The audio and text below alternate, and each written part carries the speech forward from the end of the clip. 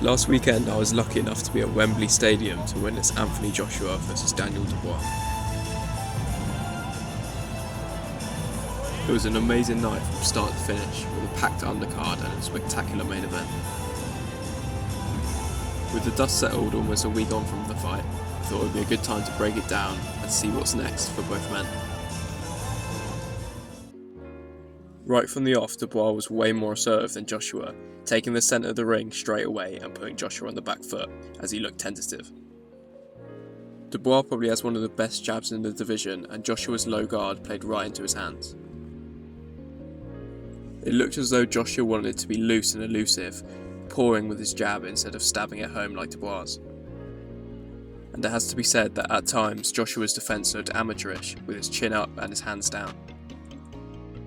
In the build-up to the fight, I watched a video on the Boxing Life YouTube channel, in which he said that Joshua has often been susceptible to the double jab, where he'll back up in straight lines. And I thought this was very evident throughout round 1, and was one of the major factors why Joshua was put on the back foot. And for me, the fight was all but done at the end of round 1, with Dubois landing that massive overhand right. Joshua was massively dazed from this point, and there was no way back. Dubois remained very patient, throwing as soon as Joshua would throw and open up his guard. And although Joshua showed massive heart to keep getting back up, and almost landing a massive shot in round 5, Dubois was brilliant, very disciplined and calm under pressure, eventually landing the fight-ending shot. So as for what's next, it's completely Dubois' choice from here on out.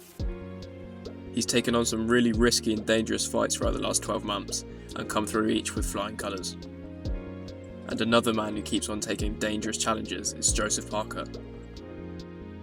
I believe the fights with Wilder and Zhang have more than earned him a shot at the title.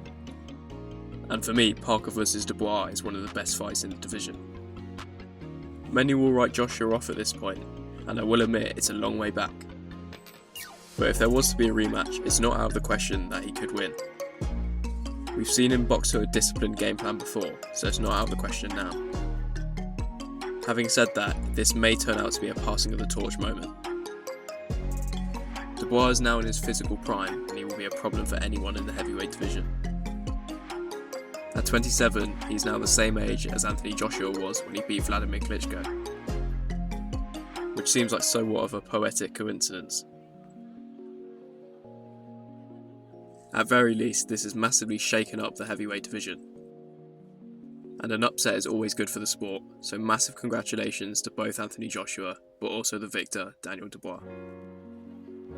It was a massive event and a massive night of boxing, which shows our sport is alive and well. The big events keep rolling in, and long may it continue. Thank you all for watching, and I'll leave you with my favourite moment of the night.